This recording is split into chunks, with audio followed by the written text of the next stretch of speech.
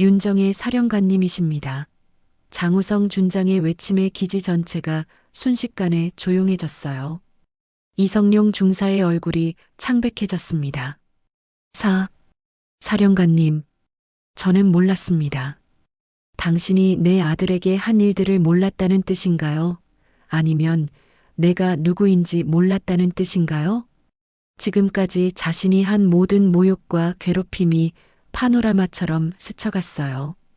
하진은 믿을 수 없다는 표정으로 어머니를 바라봤습니다. 평범한 아줌마가 대한민국 최고 특수부대 사령관이었다니.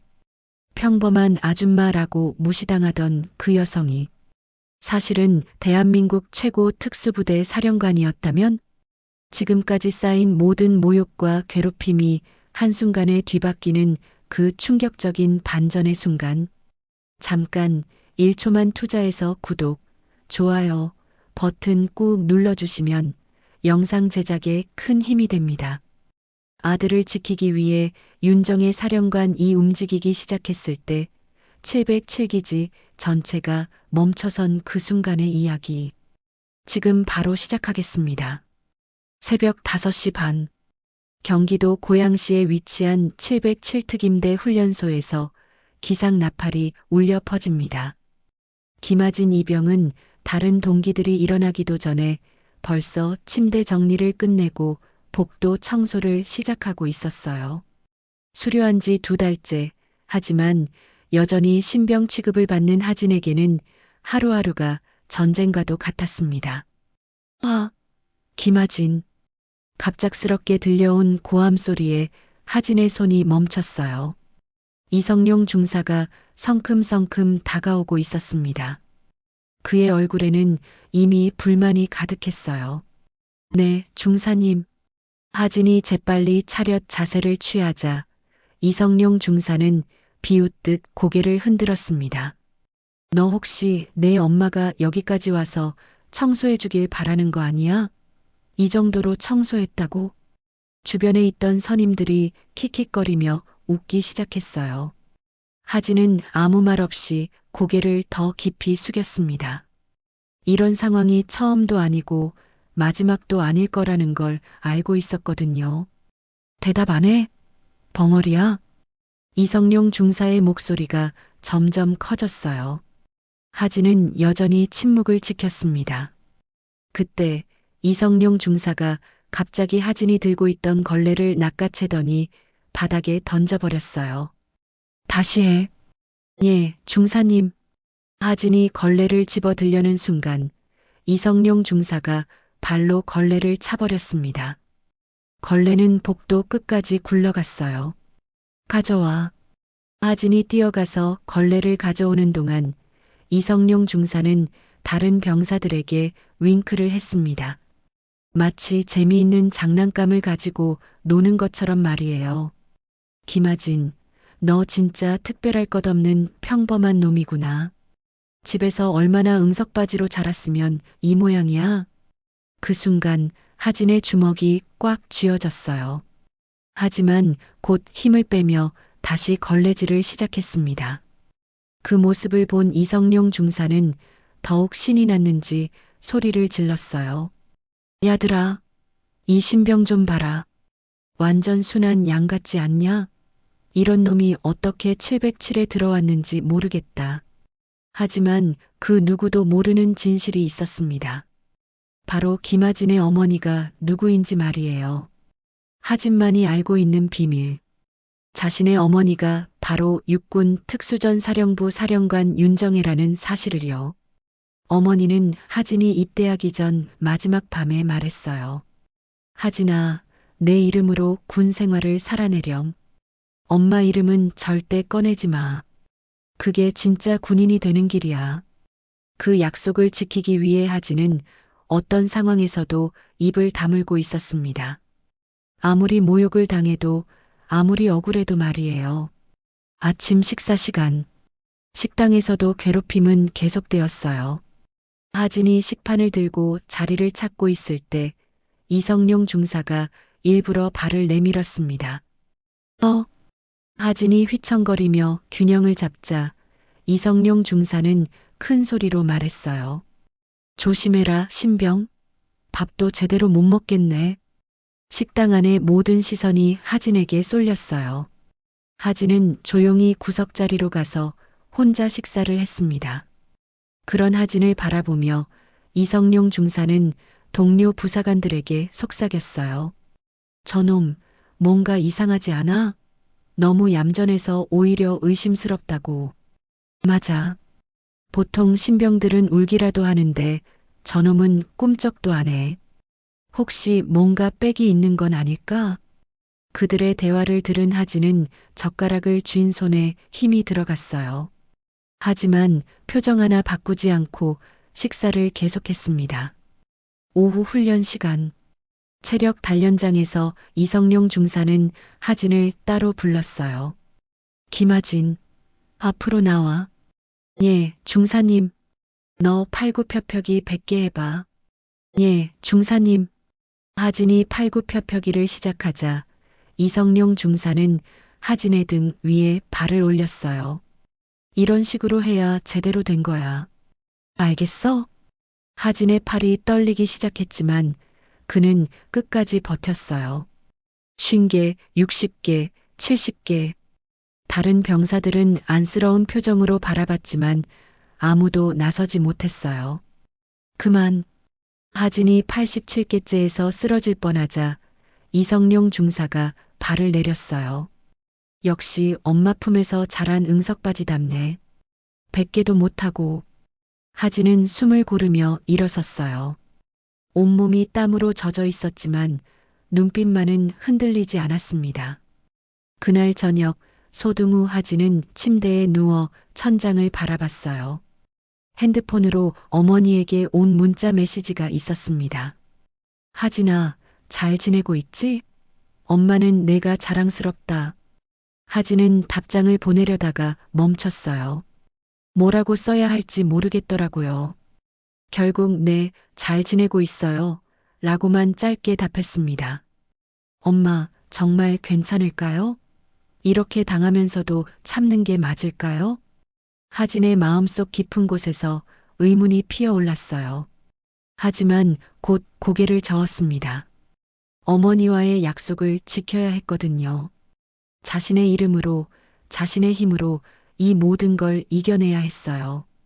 다음 날이 면회일이라는 사실도 모른 채 하진은 깊은 잠에 빠져들었습니다. 그리고 꿈속에서 어머니의 따뜻한 미소를 보며 조용히 눈물을 흘렸어요. 면회 허용일 아침, 하진은 평소보다 일찍 일어나 세수를 마쳤어요. 오늘 어머니가 온다는 생각에 마음 한켠이 따뜻해졌습니다. 하지만 동시에 걱정도 되었어요. 혹시 어머니가 자신의 힘들었던 모습을 알아차리지는 않을까 하는 걱정 말이에요. 야, 김하진. 오늘 엄마 온다며? 이성룡 중사가 비아냥거리는 목소리로 말했어요. 어제 하진이 동기들과 나눈 대화를 엿들었던 모양이었습니다. 예, 중사님. 어떤 아줌마길래 이 먼 곳까지 오나 보자. 기대되네. 이성룡 중사의 말투에서 불길한 기운이 느껴졌어요. 하진의 가슴이 두근거리기 시작했습니다. 어머니에게 피해가 가면 안 된다는 생각뿐이었어요. 오전 10시 면회소 앞 주차장에 수수한 남색 점퍼를 입고 모자를 눌러 쓴 여성이 나타났어요. 바로 윤정혜였습니다. 그녀는 평범한 중년 여성의 모습으로 변장하고 있었어요. 손에는 정성스럽게 싼 김밥 도시락을 들고 있었습니다. 면회소 입구에서 기다리고 있던 하진은 어머니를 보자마자 얼굴이 밝아졌어요. 하지만 곧 걱정스러운 표정을 지었습니다. 이성룡 중사와 몇몇 선임들이 멀지 않은 곳에서 지켜보고 있었거든요. 하진아. 윤정혜가 반갑게 손을 흔들며 다가왔어요. 평범한 어머니의 모습 그 자체였습니다. 하진은 조심스럽게 주변을 둘러본 후 어머니에게 다가갔어요. 어머니 오시느라 고생하셨어요. 뭘? 우리 아들 보러 오는 게 무슨 고생이야. 윤정혜는 따뜻한 미소를 지으며 김밥 도시락을 하진에게 건넸어요. 참치김밥, 단무지김밥, 불고기 김밥까지 하진이 좋아하는 것들로 정성스럽게 준비했습니다. 새벽부터 일어나서 만들었어. 맛있게 먹어. 감사합니다, 어머니. 하진이 도시락을 받아들며 환하게 웃자 윤정혜의 마음도 따뜻해졌어요. 하지만 그 순간을 지켜보던 이성룡 중사의 표정은 점점 일그러지고 있었습니다. 면회실에서 모자를 다정하게 나누던 중 갑자기 면회실 문이 거칠게 열렸어요. 이성룡 중사가 다른 부사관 2명과 함께 들어왔습니다. 면회 시간 점검합니다. 윤정혜는 조용히 고개를 들어 이성룡 중사를 바라봤어요. 그 순간 그녀의 눈빛에서 뭔가 날카로운 것이 스쳤지만 금방 평범한 어머니의 표정으로 돌아왔습니다. 어머니랍시고 여기까지 기어오셨습니까? 이성룡 중사의 말에 하진의 얼굴이 굳어졌어요. 윤정혜는 여전히 조용히 앉아 있었습니다. 중사님, 면회 시간인데. 하진이 조심스럽게 입을 열자 이성룡 중사가 큰 소리로 말했어요. 닥쳐. 내가 말하고 있잖아. 그러더니 갑자기 하진이 먹고 있던 김밥 도시락을 번쩍 들어 올렸어요. 이딴 게 군에 무슨 도움이 됩니까, 아줌마? 중사님, 그러지 마세요. 하진이 급히 일어서려 했지만 이미 늦었어요. 이성룡 중사는 김밥들을 하나씩 집어들더니 하진 앞에서 바닥에 내팽개치기 시작했어요. 이런 걸로 군인을 키운다고요? 웃기지 마세요. 참치김밥이 바닥에 떨어지고 단무지김밥이 산산조각 났어요. 윤정혜가 새벽부터 정성스럽게 만든 김밥들이 순식간에 바닥에 널브러졌습니다. 어머니, 하진은 멍하니 서서 바닥에 흩어진 김밥들을 바라봤어요. 그 순간 윤정혜의 손이 덜덜 떨리기 시작했습니다. 분노 때문이 아니었어요. 자신의 아들이 이런 모욕을 당하고 있었다는 사실 때문이었어요. 아줌마, 앞으로는 이런 거 가져오지 마세요. 군대는 놀이터가 아니거든요. 이성룡 중사는 비웃으며 발로 김밥 조각을 걷어찼어요. 그 모습을 본 윤정혜는 천천히 가방에서 스마트폰을 꺼냈습니다. 뭐 하시는 거예요? 이성룡 중사가 의아해하며 물었을 때 윤정혜는 차분한 목소리로 전화를 걸었어요. 작전 코드 정오. 준비해. 네. 헬기 요청하라. 이성룡 중사와 다른 부사관들은 서로를 바라보며 당황했어요. 뭔가 이상하다는 느낌이 들었거든요. 하지만 윤정혜는 계속해서 전화 통화를 이어갔습니다. 707기지 상황실로 연결해줘. 긴급 상황 발생. 아줌마, 뭐 하시는 거예요? 장난치는 거예요? 이성룡 중사가 짜증스럽게 말했지만 윤정혜는 대답하지 않았어요. 대신 하진을 바라보며 조용히 말했습니다. 하진아, 이제 괜찮다. 그 말에는 어떤 확신이 담겨 있었어요. 하진은 어머니의 표정에서 뭔가 달라진 것을 느꼈습니다. 평소에 따뜻한 어머니가 아니라 뭔가 다른 사람처럼 보였어요. 당신들, 지금부터 조용히 해. 윤정혜의 목소리가 갑자기 차갑게 변했어요. 그 순간 면회실의 분위기가 완전히 바뀌었습니다. 이성룡 중사는 뭔가 잘못되었다는 걸 직감했지만 이미 늦었어요. ETA 12분. 이해했습니다. 윤정혜가 전화를 끊자 면회실에는 묘한 정적이 흘렀어요. 바닥에 흩어진 김밥 조각들이 더욱 초라해 보였습니다. 아줌마, 도대체 뭐? 입 다물어. 윤정혜의 한마디에 이성룡 중사는 말문이 막혔어요. 그녀의 눈빛에서 느껴지는 압박감이 예사롭지 않았거든요. 12분 후 멀리서 헬기 소리가 들려오기 시작했어요. 이성룡 중사의 얼굴이 점점 하얘졌습니다. 뭔가 정말 큰일이 일어나고 있다는 걸 깨달았거든요. 하진아, 곧 끝날 거야. 윤정혜는 아들을 바라보며 미소를 지었어요. 하지만 그 미소 뒤에는 차가운 분노가 숨어 있었습니다. 윤정혜는 면회소에서 전화를 끊은 후 차분하게 일어섰어요. 이성룡 중사와 다른 부사관들은 여전히 당황한 표정으로 서 있었습니다. 잠시만 기다리세요. 윤정혜가 조용히 말하며 면회소 밖으로 나갔어요. 하진은 어머니의 뒷모습을 멍하니 바라봤습니다. 뭔가 심상치 않은 기운이 감돌고 있었거든요. 아줌마, 어디 가는 거예요?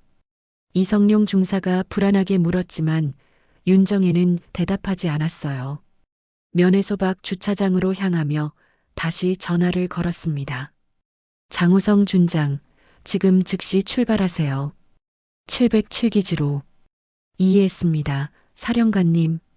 15분 후 707기지 상공에 거대한 그림자가 드리워졌어요. 검은 UH-60 헬기 한 대가 천천히 착륙장으로 내려오고 있었습니다. 헬기의 로터 소리가 기지 전체를 뒤흔들었어요. 면회소에서 그 소리를 들은 이성룡 중사의 얼굴은 이미 창백해져 있었어요. 뭔가 심상치 않은 일이 벌어지고 있다는 걸 온몸으로 느끼고 있었거든요. 저게 뭐죠? 동료 부사관이 떨리는 목소리로 물었지만 이성룡 중사는 대답할 수 없었어요. 헬기가 완전히 착륙하자 검은 정복을 입은 장우성 준장이 먼저 내렸어요. 그의 뒤를 이어 여러 명의 장교들이 따라 나왔습니다. 모두 심각한 표정이었어요. 전 병력 정지 명령하달. 장우성 준장이 무전기를 통해 명령을 내렸어요. 곧이어 기지 전체에 설치된 전광판에 붉은 글씨가 떠올랐습니다. 사령관 명령. 전 병력 정지. 훈련 즉시 중지. 이성룡 중사는 그 글자를 보는 순간 온몸에 소름이 돋았어요. 사령관 명령이라고요? 도대체 무슨 일이 벌어지고 있는 거죠? 그때 면회소 문이 열리며 장우성 준장이 들어왔어요. 뒤이어 몇 명의 장교들이 따라 들어왔습니다. 이성룡 중사. 장우성 준장이 차분한 목소리로 그의 이름을 불렀어요. 이성룡 중사는 벌벌 떨며 고개를 들었습니다. 예, 예. 지금까지 하진 이병에게 어떤 일들을 했는지 설명해 보십시오. 저는 이성룡 중사의 목소리가 떨렸어요. 갑자기 상황이 이해되기 시작했거든요. 그때 면회소 밖에서 자동차 소리가 들렸어요. 검은 승용차 한 대가 면회소 앞에 멈춰 섰습니다. 차에서 내린 사람은 바로 윤정혜였어요.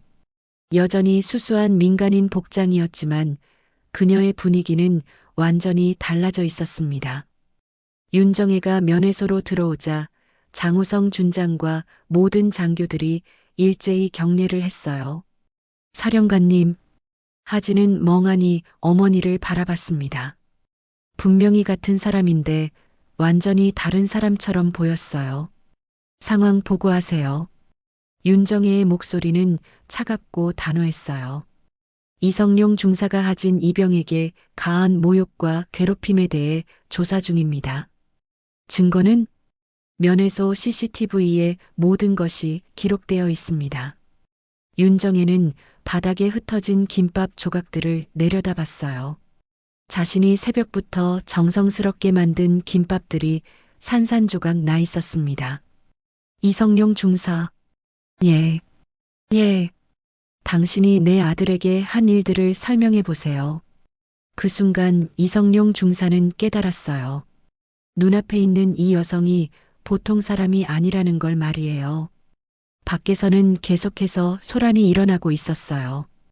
훈련을 하던 병사들이 모두 동작을 멈추고 기지 본부를 바라보고 있었거든요. 그들도 전광판의 긴급 명령을 보고 무슨 일인지 궁금해하고 있었어요. 정상문 대령. 장우성 준장이 큰 소리로 불렀어요. 곧이어 기지 부대장인 정상문 대령이 급히 달려왔습니다. 예, 준장님. 지금 상황 파악됐습니까?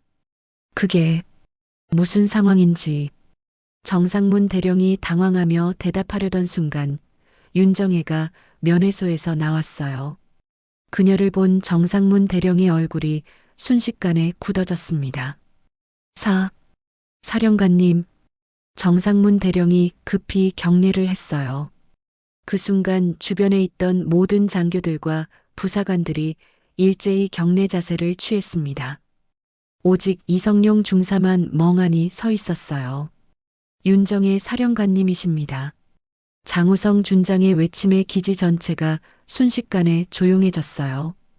훈련장에서 뛰던 병사들도 사무실에서 일하던 간부들도 모두 동작을 멈췄습니다. 윤정혜, 육군 특수전 사령부 사령관, 대한민국 최고의 특수부대를 총괄하는 최고 지휘관이었어요. 그리고 그녀가 바로 김아진 이병의 어머니였습니다. 이제 이해하시겠습니까? 이성룡 중사. 윤정혜가 천천히 이성룡 중사에게 다가갔어요. 이성룡 중사는 다리가 풀려 주저앉을 뻔했습니다. 사령관님, 저는 몰랐습니다. 몰랐다고요? 윤정혜의 목소리가 차갑게 식었어요. 당신이 내 아들에게 한 일들을 몰랐다는 뜻인가요? 아니면 내가 누구인지 몰랐다는 뜻인가요? 이성룡 중사는 아무 말도 할 수 없었어요. 어떻게 대답해도 변명이 될 수 없다는 걸 알았거든요. 하지는 여전히 믿을 수 없다는 표정으로 어머니를 바라보고 있었어요. 자신을 괴롭히던 이성룡 중사가 어머니 앞에서 벌벌 떨고 있는 모습이 현실 같지 않았거든요. 장우성 준장. 예, 사령관님. 기지 전체 CCTV 자료를 확보하세요. 특히 지난 2달간의 훈련 기록과 생활관 기록을 모두요. 이해했습니다. 장우성 준장이 급히 명령을 전달하자 기지 내 모든 부서에서 분주하게 움직이기 시작했어요. 윤정혜의 명령은 절대적이었거든요. 그 순간 기지 전체의 분위기가 완전히 바뀌었어요. 모든 병사들이 김아진을 바라보는 시선이 달라졌거든요. 그는 더 이상 그냥 평범한 이병이 아니었어요. 육군 특수전 사령부 사령관의 아들이었습니다. 하진은 복잡한 감정으로 어머니를 바라봤어요. 기뻤지만 동시에 걱정도 되었습니다. 이제 자신의 군 생활이 완전히 달라질 것 같았거든요. 긴급 대기 소집 명령이 떨어진 후 707기지는 완전히 다른 곳이 되어버렸어요. 윤정혜 사령관은 말없이 기지 통제실로 향했습니다. 장우성 준장과 정상문 대령이 그녀의 뒤를 따랐어요. CCTV 자료 준비됐습니까? 예, 사령관님. 지난 2달간의 모든 기록을 확보했습니다. 통제실 대형 스크린에 707기지의 모든 구역이 실시간으로 보이고 있었어요. 윤정혜는 조작 패널 앞에 앉아 직접 CCTV를 돌려보기 시작했습니다. 먼저 가장 심각한 사건부터 보여주세요. 첫 번째 영상이 재생되었어요. 3주 전 체력 단련장에서 벌어진 일이었습니다. 이성룡 중사가 하진을 불러내 다른 병사들 앞에서 무릎을 꿇게 하고 있었어요. 내가 뭔데 다른 신병들보다 잘난 척을 해? 엎드려 뻗쳐. 영상 속 이성룡 중사가 하진의 등 위에 발을 올리고 있었습니다. 하진은 고개를 숙인 채 아무 말도 하지 않고 버티고 있었어요. 주변 병사들은 참아 보지 못하겠다는 표정이었습니다. 윤정혜의 손이 마우스를 쥔 채 멈춰 있었어요. 장우성 준장이 조심스럽게 말했습니다. 사령관님, 전체 분석 결과를 보고 드리겠습니다. 말씀하세요. 장우성 준장이 준비된 자료를 펼치며 보고를 시작했어요. 지난 2달간 총 14건의 신체적, 언어적 모욕이 확인되었습니다. 이 중 9건이 다른 부사관들이 함께 가담한 집단 괴롭힘이었습니다. 윤정혜의 표정이 점점 굳어졌어요. 구체적으로 어떤 내용입니까? 식사방해 6건, 과도한 기합 및 체벌 5건, 언어 폭력 및 인격 모독 3건입니다. 특히 엄마 찾기, 응석바지 등의 모욕적 표현이 반복적으로 사용되었습니다. 정상문 대령이 땀을 흘리며 서 있었어요. 자신이 지휘하는 부대에서 이런 조직적인 괴롭힘이 벌어지고 있었다는 사실이 충격적이었거든요. 다른 간부들은 이 상황을 알고 있었습니까? 대부분 묵인하거나 방관했던 것으로 보입니다. 일부는 적극적으로 가담하기도 했습니다. 윤정혜는 2번째 영상을 요청했어요. 일주일 전 생활관에서 벌어진 야간 기합 장면이었습니다. 너 때문에 우리 소대 분위기가 이상해졌어. 내가 뭔가 숨기고 있는 거지? 영상 속에서 이성룡 중사와 2명의 부사관이 하진을 둘러싸고 심리적 압박을 가하고 있었어요. 밤 11시가 넘은 시간이었습니다. 내 엄마가 보면 뭐라고 할까? 이렇게 약한 아들을 봐서? 그 말에 하진의 어깨가 살짝 떨렸어요. 하지만 여전히 아무 말 하지 않고 견뎌내고 있었습니다. 윤정혜는 영상을 멈추고 천천히 의자에서 일어났어요. 그녀의 얼굴에는 차가운 분노가 서려 있었습니다. 마지막 영상을 보겠습니다.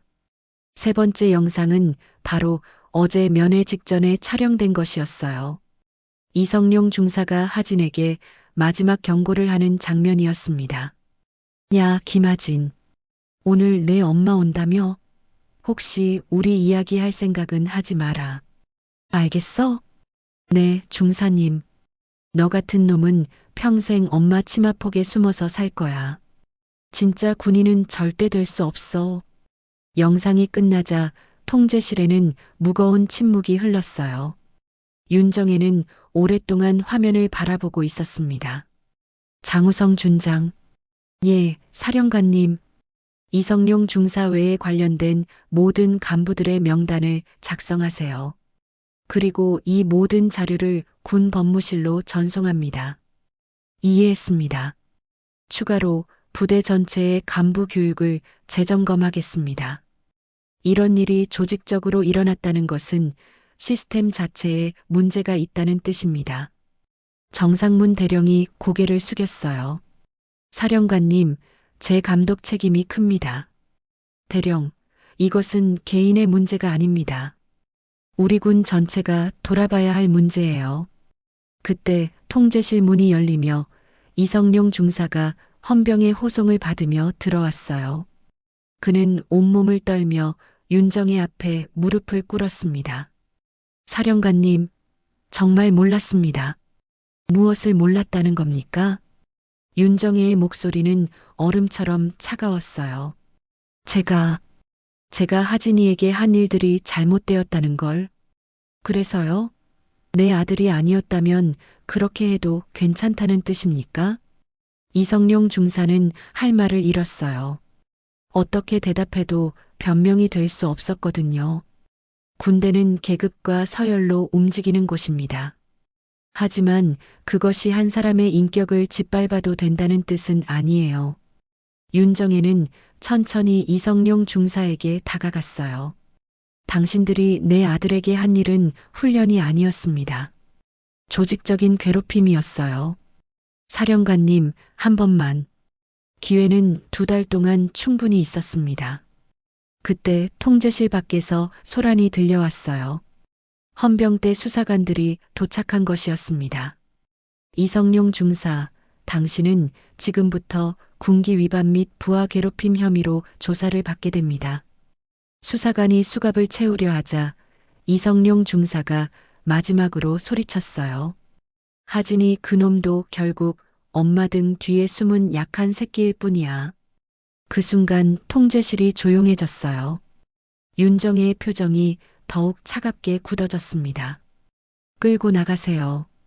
이성룡 중사가 수갑에 채워져 끌려나가면서 복도에서 하진과 마주쳤어요. 하진은 멀리서 그 모습을 지켜보고 있었거든요. 2 사람의 시선이 마주치는 순간 이성룡 중사의 얼굴에는 굴욕감과 패배감이 그대로 드러났어요. 한때 자신이 괴롭혔던 약한 신병이 사실은 자신이 절대 건드릴 수 없는 존재의 아들이었다는 현실. 내가 틀렸다. 이성룡 중사가 작은 목소리로 중얼거렸지만 이미 너무 늦었어요. 이성룡 중사가 끌려나간 후 장우성 준장이 조심스럽게 물었어요. 사령관님, 하진 이병을 부르시겠습니까? 윤정혜는 창밖을 바라봤어요. 저 멀리 훈련장에서 하진이 다른 병사들과 함께 서 있는 모습이 보였습니다. 아니요. 이성룡 중사의 마지막 말. 하진이에게 상처가 될 것 같아요. 그녀는 자신의 개입이 하진을 더 힘들게 만들지도 모른다는 걱정이 들었어요. 정말로 하진이 스스로 강해질 기회를 빼앗은 건 아닐까 하는 생각이 들었거든요. 바로 그때 급보가 들어왔어요. 사령관님, 하진 이병이 외박 후 복귀하지 않았습니다. 뭐라고요? 윤정혜의 목소리에 긴장감이 돌았어요. 급보를 전한 병사는 숨을 고르며 다시 보고했습니다. 하진 이병이 병영 휴가 중 외박 후 복귀하지 않았습니다. 복귀 시한이 이미 6시간 지났습니다. 윤정혜는 즉시 상황을 파악했어요. 하진이 정식 휴가를 받아 외박을 나갔지만 정해진 시간에 돌아오지 않은 것이었습니다. 이는 명백한 복귀 의무 위반이었어요. 휴가 신청서를 확인해 보세요. 네, 사령관님. 곧이어 가져온 서류를 보니 하진은 어제 저녁 정식으로 외박 신청을 했었어요. 목적지는 가족 면회였고 복귀 예정 시간은 오늘 오후 6시였습니다. 마지막 연락은 언제 받았나요? 어젯밤 10시경 복귀 확인 전화를 했을 때는 정상이었습니다. 내일 시간 맞춰 들어가겠다고 답했습니다. 윤정혜는 즉시 하진의 핸드폰으로 전화를 걸었어요. 하지만 계속 전원이 꺼져 있었습니다. GPS 추적 가능한가요? 전원이 꺼져 있어서 불가능합니다. 가족들에게 연락해 봤나요? 담당 부사관이 당황스러운 표정을 지었어요. 그게 하진 이병의 가족 연락처가 특이합니다. 어머니 연락처만 있는데. 저예요. 윤정혜가 조용히 말했어요. 제가 하진이 어머니입니다. 그런데 어젯밤에 하진이와 만나지 않았어요. 순간 모든 사람들이 당황했어요. 하진이 가족 면회라고 했는데 정작 어머니는 만나지 않았다는 거였으니까요. 그럼 하진 이병이 거짓 신고를 한 건가요? 아니면 다른 누군가를 만나러 간 건지. 윤정혜의 마음이 불안해지기 시작했어요. 하진이 어디서 무엇을 하고 있는 걸까요? 전 부대에 수색 명령을 내리세요. 하진 이병의 행방을 파악해야 합니다. 이해했습니다. 하지만 시간이 갈수록 하진의 행방은 더욱 미궁에 빠져들었어요. 기지 주변 CCTV를 모두 확인해봐도 하진이 어디로 갔는지 알 수 없었습니다. 사령관님, 하진 이병의 생활관을 수색한 결과입니다. 생활관 담당 부사관이 보고서를 가져왔어요. 개인 물품 중 몇 가지가 없어졌습니다. 여벌 속옷, 세면도구, 그리고요? 개인 통장과 신용카드도 가져간 것 같습니다. 윤정혜는 심각한 표정을 지었어요. 이는 단순한 외박 연장이 아니라 계획적인 이탈을 의미했거든요. 혹시 동기들이나 선임들과 다툰 일이 있었나요? 동기 병사 몇 명을 불러 조사해 본 결과 충격적인 사실이 드러났어요. 하진이가 어제 이상했어요. 이성룡 중사님이 끌려가는 걸 보고 나서 계속 자책하고 있었거든요. 자책이요? 네.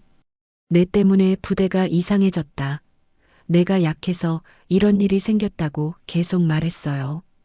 다른 병사가 덧붙였어요. 그리고 진짜 군인이 뭔지 알아보고 싶다는 말도 했어요.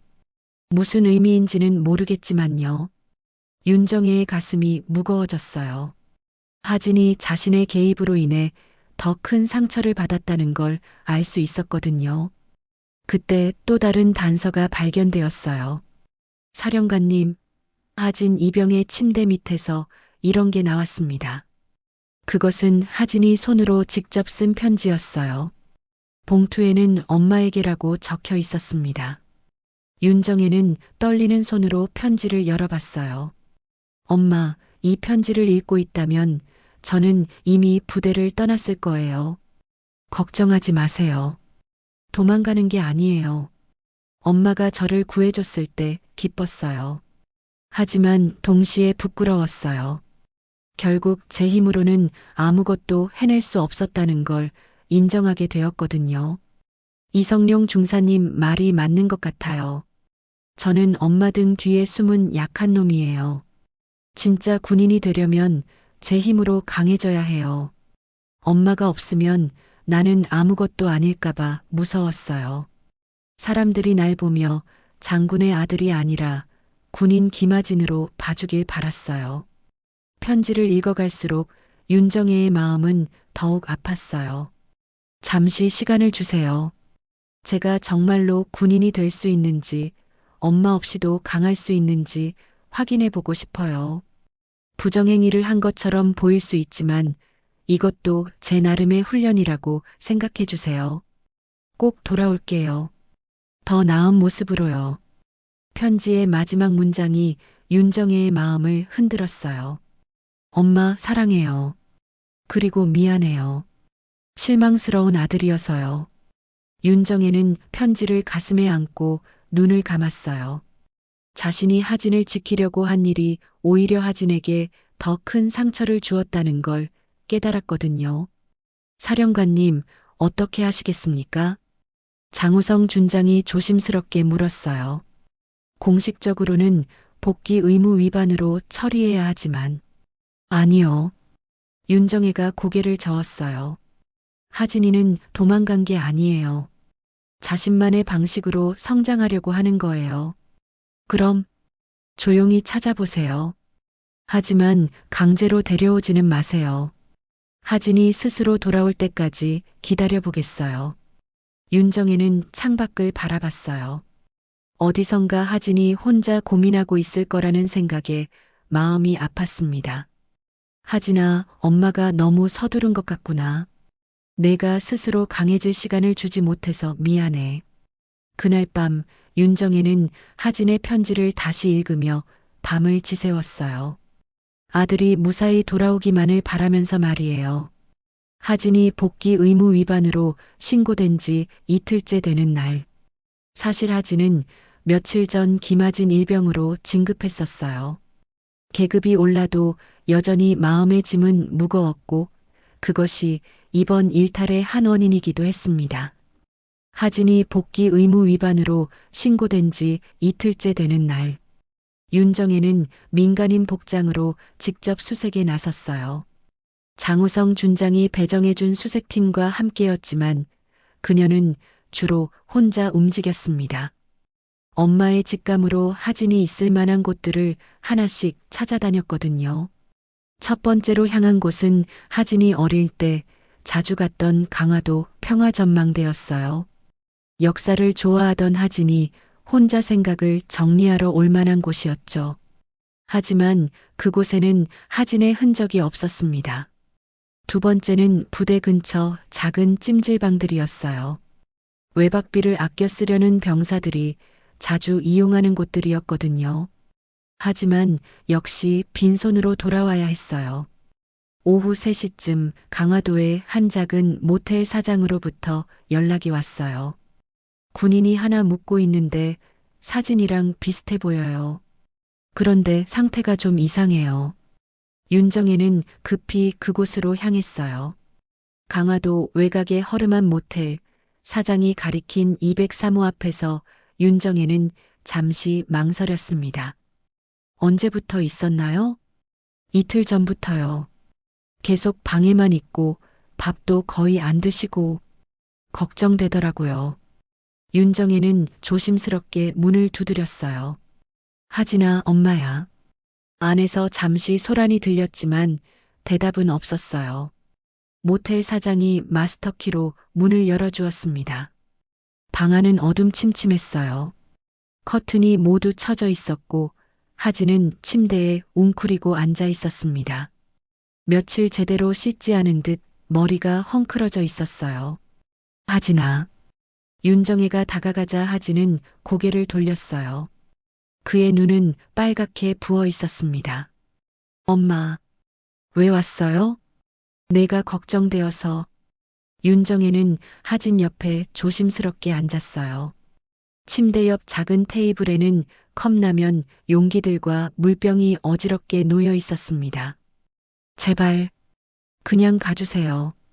하진이 힘없는 목소리로 말했어요. 아직 준비가 안 됐어요. 돌아갈 준비가. 무슨 준비? 강해질 준비요. 하진은 침대맡에 놓인 노트를 가리켰어요. 그 노트에는 빼곡히 글이 적혀 있었습니다. 윤정혜가 노트를 집어들자 하진이 이틀 동안 쓴 일기와 편지들이 나타났어요. 첫째 날, 혼자서도 할 수 있다는 걸 증명하고 싶었다. 하지만 첫날부터 무섭다. 정말 돌아갈 수 있을까? 둘째 날, 뉴스에서 북한 소식을 봤다. 우리나라를 지키는 군인들 이야기를. 나도 저런 군인이 되고 싶은데 아직도 엄마가 그립다. 페이지를 넘기니 더욱 솔직한 마음이 드러났어요. 엄마에게 쓰는 편지 -1. 엄마, 저 혼자 있어 보니까 알겠어요. 제가 얼마나 약한지. 이틀도 못 버티고 벌써 엄마가 보고 싶어요. 엄마에게 쓰는 편지 -2. 엄마, 이성룡 중사님이 저를 괴롭힌 게 엄마 때문이 아니에요. 제가 정말로 약해서 그런 거예요. 엄마가 자책하지 마세요. 엄마에게 쓰는 편지 -3. 엄마, 저는 아직도 군인이 되고 싶어요. 하지만 제대로 된 군인이 되고 싶어요. 엄마의 아들이라서가 아니라 김하진이라서 인정받는 군인이요. 윤정혜는 노트를 읽으며 눈물이 고였어요. 하진이 혼자서 얼마나 많은 고민을 했는지 알 수 있었거든요. 마지막 페이지에는 어제 쓴 것 같은 글이 있었어요. 결론 나는 아직 약하다. 하지만 약한 것이 나쁜 게 아니라는 걸 알았다. 약해도 포기하지 않으면 되는 것 같다. 엄마, 죄송해요. 그리고 고마워요. 엄마가 저를 지켜주셨을 때 화가 났던 게 아니에요. 부끄러웠던 거예요. 하지만 이제 알겠어요. 엄마의 사랑이 저를 약하게 만드는 게 아니라 강하게 만들어준다는 거요. 윤정혜는 노트를 덮고 하진을 바라봤어요. 윤정혜가 노트를 덮고 하진을 바라보려던 순간 하진이 갑자기 일어나 책상으로 갔어요. 그곳에는 어젯밤 쓰다가 찢어버린 편지 조각들이 있었습니다. 하진은 그 조각들을 주워 모으며 중얼거렸어요. 이상하네. 왜 이걸 찢으려고 했지? 편지 조각 중 하나에는 이렇게 쓰여 있었어요. 나는 약하다. 엄마 없이는 아무것도 할 수 없다. 하진은 새로운 종이를 꺼내 다시 쓰기 시작했어요. 김하진, 너는 약하다. 하지만 약한 게 잘못된 건 아니다. 김하진, 너는 누군가의 아들이지만 그 전에 너 자신이다. 김하진, 너는 도움을 받을 수 있고 동시에 남을 도울 수도 있다. 마지막 줄을 쓸 때 하진의 손이 멈췄어요. 김하진, 넌 이미 충분히 강하다. 그리고 더 강해질 수 있다. 김하진, 너는 누군가의 그림자가 아니라 너만의 빛을 가진 사람이다. 그 순간 윤정혜가 하진의 어깨 너머로 그 글을 봤어요. 하진아, 내 마음 알겠어. 하진아, 내 마음 알겠어. 엄마, 엄마가 성급했어. 내가 스스로 해결할 시간을 주지 못해서 미안해. 하진이 윤정혜를 바라봤어요. 그의 눈에서 눈물이 흘러내리기 시작했습니다. 엄마, 저 진짜 약해요. 이틀도 못 버티고 엄마가 보고 싶었어요. 그런데 더 무서운 건 엄마 없는 저는 정말 아무것도 아닐까봐 하는 두려움이었어요. 김하진이라는 사람으로 인정받고 싶었는데 결국 또 엄마를 찾고 있더라고요. 약한 게 잘못된 게 아니야, 하진아. 윤정혜가 하진의 어깨를 감싸며 말했어요. 엄마도 처음에는 약했어. 하지만 포기하지 않았거든. 너도 마찬가지야. 정말요? 그래. 2달 동안 그 모든 괴롭힘을 견뎌낸 것만 봐도 너는 충분히 강해. 하진이 윤정혜의 품에 안겼어요. 마치 어린아이처럼 엉엉 울기 시작했습니다. 엄마, 무서웠어요. 혼자 있는 게 너무 무서웠어요. 이제 괜찮아. 엄마가 여기 있어. 그들은 한참 동안 그렇게 있었어요. 어머니와 아들, 그리고 한 명의 군인과 또 다른 군인으로서 서로를 이해하는 시간이었습니다. 엄마, 이제 돌아갈게요. 정말? 네. 이제 알겠어요.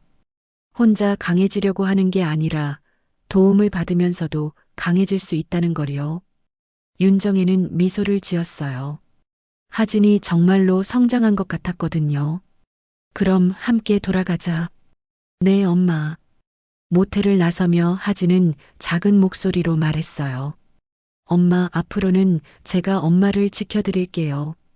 윤정혜의 마음이 따뜻해졌어요. 이제 정말로 하진이 어른이 된 것 같았거든요. 강화도에서 707기지로 돌아가는 차 안은 조용했어요. 윤정혜와 하진은 나란히 앉아 창밖 풍경을 바라보고 있었습니다. 하진은 며칠 만에 제대로 씻고 깔끔하게 정리한 모습이었지만 여전히 마음 한켠에는 불안감이 남아 있었어요. 하진아, 부대로 돌아가면 어떻게 될지 걱정되지? 윤정혜가 조심스럽게 물었어요. 하진은 잠시 생각하더니 고개를 끄덕였습니다. 네, 조금. 복귀 의무 위반으로 처벌받을 수도 있고, 다른 동기들이 저를 어떻게 볼지도 걱정돼요. 괜찮아. 엄마가 다 설명할게. 아니요, 엄마. 하진이 고개를 저었어요. 이번에는 제가 직접 해볼게요. 제 문제니까요. 윤정혜는 하진의 말에 놀랐어요. 며칠 전까지만 해도 모든 걸 혼자 감당하려고 애쓰던 아들이 이제는 도움과 독립 사이에 균형을 찾은 것 같았거든요. 오후 5시 707기지 정문에 도착했을 때 장우성 준장과 정상문 대령이 마중 나와 있었어요. 하진은 차에서 내리자마자 정중하게 경례를 했습니다. 복귀 지연에 대해 사과드립니다. 하진 이병, 몸은 괜찮나? 정상문 대령이 걱정스럽게 물었어요. 지난 며칠간 하진 때문에 부대 전체가 신경 쓰고 있었거든요. 네, 괜찮습니다. 죄송합니다. 기지로 들어가는 길목에서 하진은 다른 병사들의 시선을 느꼈어요. 호기심 어린 눈빛, 걱정스러운 표정, 그리고 안도하는 모습들이 섞여 있었습니다. 하진아, 생활관에서 동기들이 달려나왔어요. 김민수, 박철호, 이준영. 하진과 함께 힘든 신병 시절을 보내고 있는 친구들이었습니다. 야, 정말 걱정했어. 어디 갔던 거야? 연락도 없이 사라져서 우리가 얼마나 놀랐는지 알아? 동기들의 걱정 섞인 목소리에 하진의 마음이 따뜻해졌어요. 자신이 혼자가 아니라는 걸 다시 한번 느꼈거든요. 미안해, 얘들아. 걱정 끼쳐서. 그날 저녁 하진은 소대장실에 불려갔어요. 새로 부임한 김태현 중위가 기다리고 있었습니다. 이성룡 중사 사건 이후 소대 지휘 체계가 새롭게 정비된 것이었어요. 하진 이병 앉아. 네, 소대장님. 김태현 중위는 30 초반의 젊은 장교였어요. 하진을 바라보는 눈빛이 따뜻했습니다. 복귀 의무 위반에 대해서는 징계위원회에서 다룰 예정이야. 하지만 그 전에 내 이야기를 듣고 싶어. 하진은 깊게 숨을 들이쉬었어요. 이제 정말로 자신의 입으로 모든 걸 설명해야 할 때였습니다. 소대장님, 제가 부대를 무단으로 이탈한 것은 잘못입니다. 하지만 저에게는 꼭 필요한 시간이었어요. 어떤 시간? 저 자신을 돌아보는 시간이었습니다. 하진은 차근차근 자신의 이야기를 했어요. 이성룡 중사에게 받은 괴롭힘, 어머니가 나서서 해결해 준 일 그리고 자신이 느꼈던 복잡한 감정들을 솔직하게 털어놓았습니다. 저는 제 힘으로 강해지고 싶었어요. 하지만 혼자서는 할 수 없다는 것도 깨달았습니다. 이제는 도움을 받으면서도 스스로 성장할 수 있다고 생각해요. 김태현 중위는 하진의 이야기를 끝까지 들어주었어요. 하진 이병, 내 마음 이해해. 하지만 앞으로는 이런 식으로 해결하면 안 돼. 힘들 때는 상급자에게 상담을 요청하는 게 맞아. 네, 소대장님. 명심하겠습니다. 그리고 한 가지 더. 내 어머니가 누구든 상관없어. 여기서는 오직 김하진으로만 평가받을 거야. 하진의 눈이 반짝였어요. 이것이야말로 자신이 원했던 것이었거든요. 복귀한 지 석 달이 지나면서 하진은 김하진 상병으로 진급했어요. 일병이 되어서도 여전히 외로움과 싸우고 있었지만 이제는 후임들을 이끌어야 하는 책임감이 생겼습니다. 하진의 일상이 다시 시작되었어요. 하지만 이전과는 확실히 달랐습니다. 부대 분위기 자체가 바뀌어 있었어요. 하지만 이전과는 확실히 달랐습니다. 부대 분위기 자체가 바뀌어 있었어요. 아침 구보 시간. 하진은 다른 병사들과 함께 뛰면서 느꼈어요. 더 이상 자신을 바라보는 시선이 곱지 않지 않았습니다. 오히려 응원하는 듯한 눈빛들이었어요. 하진아, 괜찮아? 옆에서 뛰던 민수가 물었어요. 응, 괜찮아. 오히려 전보다 좋은 것 같아. 다행이다. 우리가 다 걱정했거든. 점심시간 식당에서 하진은 평소보다 많은 병사들이 자신에게 말을 걸어오는 걸 느꼈어요. 하진이 형, 고생 많았어요. 앞으로 힘든 일 있으면 우리한테 말해요. 후임들까지 하진을 챙겨주려고 했어요. 하진은 이런 따뜻한 관심이 새로웠습니다. 복귀한 지 보름이 지난 어느 날 오후 훈련 시간에는 더욱 놀라운 일이 벌어졌어요. 김태현 중위가 특별히 하진을 불렀습니다. 하진아, 오늘부터 내가 신병들 응급처치 교육을 담당해봐. 네, 저요? 그래. 내가 의료 관련 자격증이 있다고 들었어. 그리고 후임들을 잘 챙긴다는 평가도 받고 있고, 하진은 깜짝 놀랐어요. 자신이 그런 평가를 받고 있다는 걸 몰랐거든요. 최근에 들어온 신병들이 많아서 기초 응급처치 교육이 필요해. 내가 해줄 수 있겠어? 네, 소대장님. 열심히 하겠습니다. 그날 오후 하진은 생활관 한쪽에서 10명의 신병들에게 응급처치를 가르치고 있었어요. 심폐소생술 방법부터 기본적인 외상처치까지 하진은 자신이 알고 있는 모든 것을 정성스럽게 전달했습니다. 하진 교관님, 이렇게 하는 게 맞나요? 한 신병이 물었어요. 하진은 교관님이라는 호칭이 어색하면서도 뿌듯했습니다. 맞아요. 정확해요. 잘하고 있어요. 하진의 목소리는 확신에 차 있었어요. 조용하지만 든든한 리더십이 느껴졌습니다. 그 모습을 멀리서 지켜보던 윤정혜는 미소를 지었어요. 그녀는 오늘 부대 시찰차 방문했지만 하진에게는 따로 인사하지 않았습니다. 이제는 하진이 스스로 잘해나갈 수 있다고 믿었거든요. 저기 보세요, 사령관님.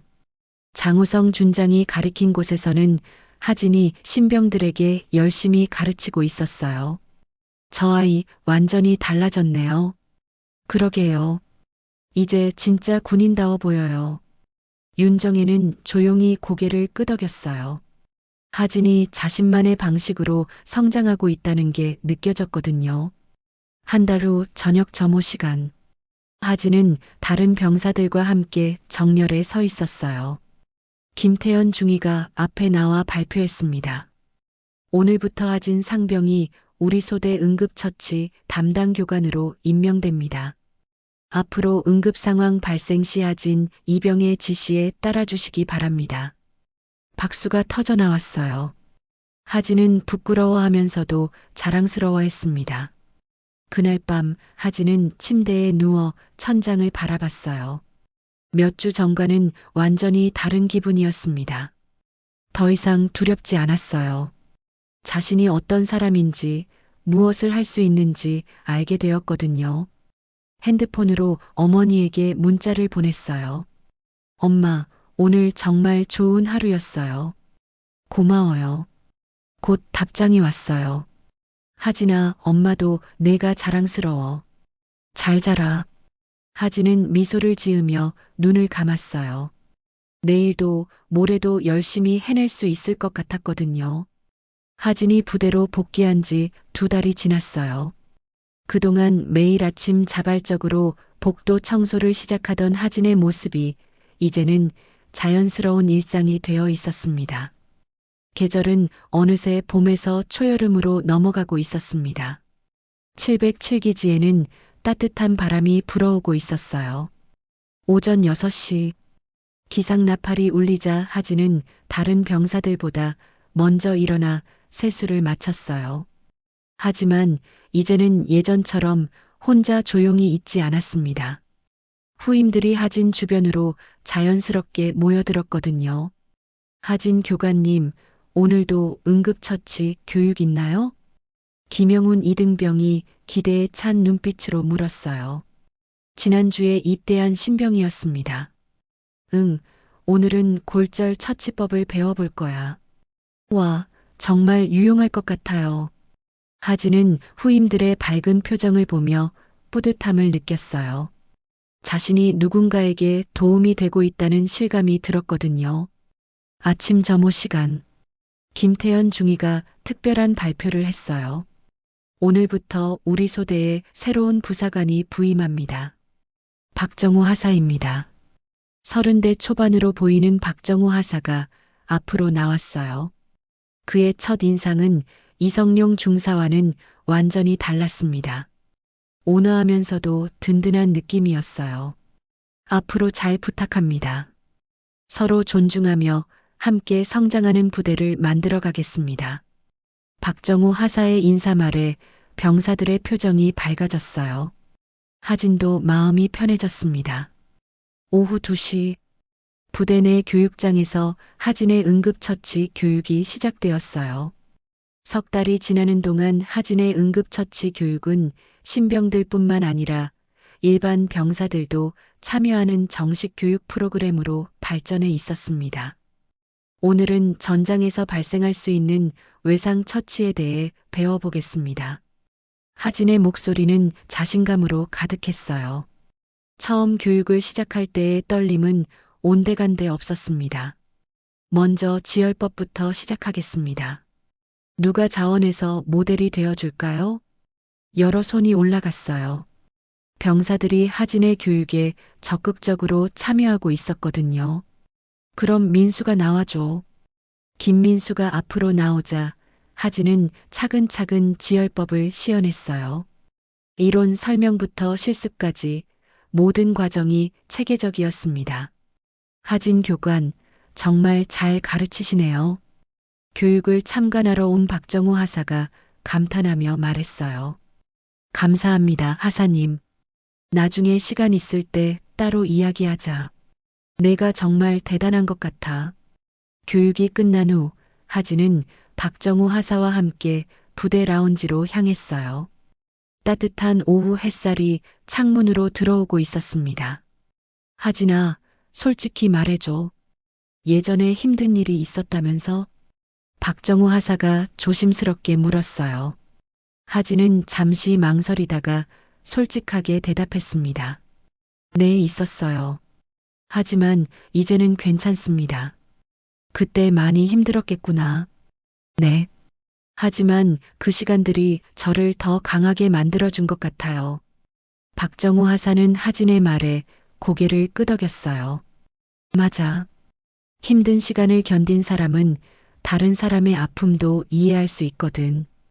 그래서 내가 후임들을 그렇게 잘 챙기는 것 같아.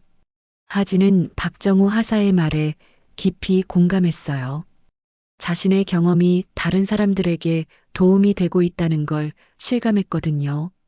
그날 저녁 하진은 생활관에서 후임들과 함께 시간을 보내고 있었어요. 이제는 자연스럽게 후임들의 고민 상담 역할도 하고 있었습니다. 하진 형, 저 요즘 너무 힘들어요. 이등병 한 명이 조심스럽게 말했어요. 무슨 일인데? 선임이 저만 자꾸 혼내는 것 같아서요. 하진은 그 후임의 이야기를 끝까지 들어주었어요. 예전에 자신과 비슷한 상황이었습니다. 혹시 그 선임에게 직접 이야기해 봤어? 아니요. 무서워서요. 그럼 내가 함께 가줄게. 혼자 해결하려고 하지 말고. 하진의 말에 그 후임의 얼굴이 밝아졌어요. 정말요? 고마워요, 형. 다음 날 아침 하진은 약속대로 그 후임과 함께 문제를 해결했어요. 대화를 통해 오해를 풀 수 있었고 선임도 자신의 잘못을 인정했습니다. 하진아, 정말 고마워. 내가 아니었으면 계속 혼자 끙끙 앓았을 거야. 천만에. 우리는 모두 함께 성장해야 하니까. 그 모습을 지켜본 박정호 하사는 김태현 중위에게 보고했어요. 중위님, 하진 이병 정말 대단합니다. 리더십이 남다르네요. 그러게요. 요즘 부대 분위기가 정말 좋아졌어요. 한편 윤정혜는 자신의 사령관실에서 하진의 근황 보고를 받고 있었어요. 하지만 이제는 일주일에 한 번 정도만 간단하게 확인할 뿐이었습니다. 하진 이병이 부대 내에서 모범이 되고 있습니다. 특히 후임 지도에 탁월한 능력을 보이고 있어요. 장우성 준장의 보고에 윤정혜는 만족스러운 미소를 지었어요. 이제 정말 안심이 되네요. 제 개입 없이도 잘해나가고 있구나. 네, 사령관님. 하진 이병만의 색깔을 찾은 것 같습니다. 그날 오후 하진은 부대 뒤쪽 작은 언덕에 혼자 앉아 있었어요. 가끔은 혼자만의 시간이 필요했거든요. 하지만 이제는 도망치기 위한 시간이 아니라 감사하기 위한 시간이었어요. 핸드폰을 꺼내 어머니에게 문자를 보냈어요. 엄마, 오늘도 좋은 하루였어요. 후임들을 가르치는 게 정말 보람돼요. 엄마가 저를 믿고 기다려줘서 고마워요. 곧 답장이 왔어요. 하진아, 내가 스스로 찾은 길이야. 엄마는 그저 지켜볼 뿐이야. 자랑스럽다. 하진은 미소를 지으며 멀리 보이는 707기지를 바라봤어요. 기지 정문에는 여전히 707특임대 대한민국 특수전의 자존심이라고 쓰여 있었습니다. 이제 하진도 그 자존심의 한 부분이 된 것 같았어요.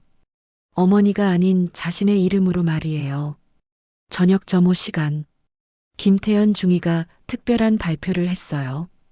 다음 주부터 하진이가 신병교육대에서 정식 조교로 활동하게 됩니다. 새로 들어오는 신병들의 적응을 도와주는 역할이에요. 박수가 터져 나왔어요. 하진은 부끄러워하면서도 책임감을 느꼈습니다. 그날 밤 잠들기 전에 하진은 생각했어요. 몇 달 전의 자신과 지금의 자신은 완전히 다른 사람 같았습니다. 여전히 어머니를 사랑하고 존경하지만 이제는 독립적인 한 명의 군인으로서 서 있을 수 있었어요. 그런데 며칠 전 하진은 동기로부터 놀라운 소식을 들었어요. 하진아, 너 이성룡 전 중사 소식 들었어? 무슨 소식? 군법 재판에서 징역 1년 6개월이랑 불명예 전역 판결 받았대. 부하 괴롱임이랑 군기 위반 혐의로. 하진은 잠시 복잡한 기분이 들었어요. 분노나 복수의 쾌감보다는 한 사람의 군인 생활이 그렇게 끝나버린 것에 대한 안타까움이 더 컸습니다. 그래도 이제 다른 후임들은 그런 일 당하지 않겠네. 하진의 말에는 원망보다는 희망이 담겨 있었어요. 자신의 경험이 다른 사람들에게는 도움이 되었으면 하는 마음이었거든요. 새벽이 밝아오자 하진은 다른 병사들보다 먼저 일어나 복도 청소를 시작했어요. 예전과 같은 일이지만 이제는 의미가 달랐습니다. 누군가의 강요가 아니라 자발적인 봉사였거든요. 하진 형, 저도 도와드릴게요. 후임들이 하나둘 나와서 함께 청소를 도왔어요. 이제 707기지의 새벽은 따뜻한 동료애로 시작되고 있었습니다. 윤정혜는 멀리서 그 모습을 바라보며 조용히 미소 지었어요. 이번에는 사령관이 아닌 한 어머니의 마음으로 말이에요. 그날 저녁 윤정혜는 자신의 사령관실에 혼자 앉아 있었어요. 책상 위에는 하진의 최근 활동 보고서가 놓여 있었습니다. 신병 교육 우수, 부대 내 모범 병사, 후임 지도 탁월이라는 평가들이 적혀 있었어요. 처음엔 너를 지키고 싶었어. 윤정혜가 혼잣말을 중얼거렸어요. 엄마로서, 사령관으로서 너를 보호해야 한다고 생각했지. 하지만 그게 너를 더 힘들게 했구나. 그녀는 창밖을 바라보며 계속 말했어요. 미안했어, 하진아. 내가 스스로 강해질 시간을 빼앗아서. 그때 문득 오늘 본 하진의 모습이 떠올랐어요. 후임들을 따뜻하게 가르치고 동료들과 함께 웃고 있던 모습. 하지만 이제 알겠어. 넌 이미 충분히 강했고, 이제는 누군가를 지킬 수 있는 사람이 되었구나. 윤정혜의 목소리에는 죄책감이 아닌 깊은 자부심이 담겨 있었어요. 김하진 이병. 아니, 우리 아들. 정말 자랑스럽다. 그렇게 말하며 그녀는 보고서를 서랍에 넣었어요. 이제 더 이상 특별히 챙겨볼 필요가 없었거든요. 하진이 스스로 잘해나갈 수 있다고 믿었으니까요.